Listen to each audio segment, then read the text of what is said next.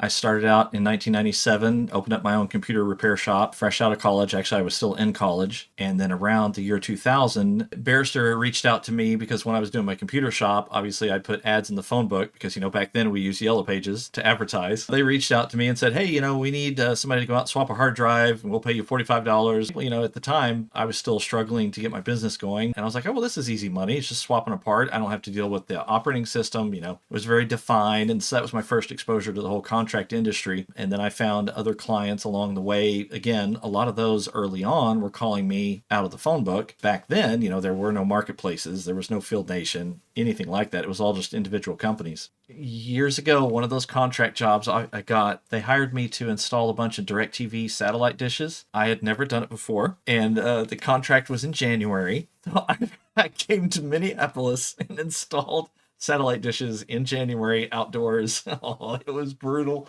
Oh, it was brutal. I'm sure it's beautiful in the summer.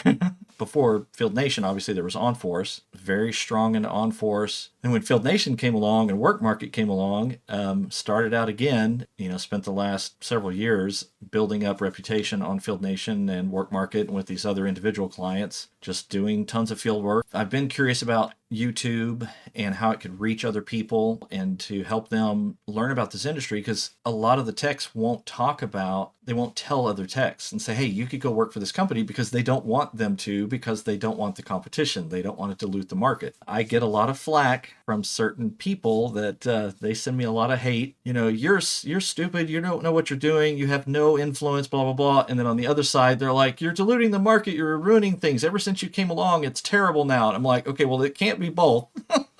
I've employed a lot of field techs working for me, providing them tools, training. So the training side comes pretty naturally because I'm training employees, and I've done this a million times. The biggest question that I see people ask in Reddit and even on my videos, they're like, how do I get started? I'm new out of school. I don't have a lot of experience. And that's tough, because I'm the kind of person, I'm a figure it out kind of guy. I grew up out in the country. I remember my dad putting me out on a vehicle and handing me a part and his tools and saying, replace this. And I was like, well, how do I replace it? Figure it out. I was like, what?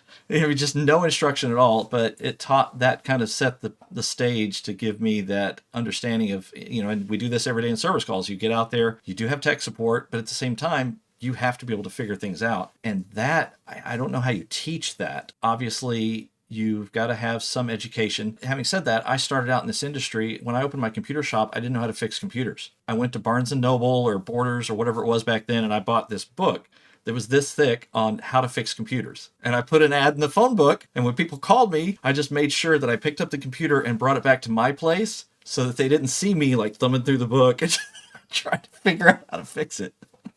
I think part of it is mindset, because you have to have a business mindset, or at least an entrepreneurial mindset, to try to go into this industry. If I was telling somebody new, I think I would tell them, okay, you do need to get some baseline education, because it's going to be so much harder and take you longer to get up to speed without some sort of baseline.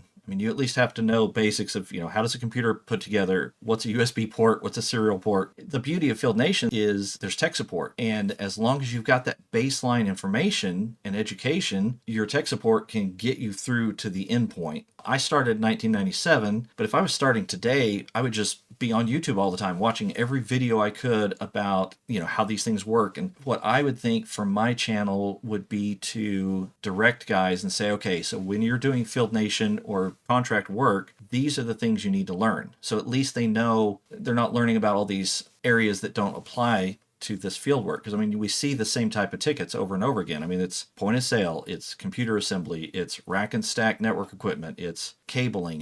You see the same things over and over and over again. Audio, video, how to terminate a cable, how to run a cable, how to set up a point of sale system. Honestly, I felt like my niche was more about teaching them about the marketplace, all these clients, and that they even exist, how to have the right philosophy and how to have the right approach and how to bid tickets. There's a million videos on how to do repairs and learn how to do the technical side, but there's nobody out there teaching there's a marketplace and here's how you use it and here's how you try to go independent and that kind of stuff. There's always going to be problems with whatever platform you have, with whatever system you have. There are going to be problems. There's no way around it. We're humans. As long as there's humans involved, there's going to be problems. So it's more about how do you approach these things? How do you act professionally so that the buyers will respect you and they'll treat you professionally? Do the job, do it right, and see it through to the end. If you got value today from what I shared, please like the video and subscribe to the channel so that you can learn more about how to be an independent field tech. Don't forget to check out our website at fieldtechacademy.com. I offer one-on-one coaching as well as some other products that can accelerate your quest to become self-employed as a technician. As always, let's get you out in the field making money. I'll see you in the next video.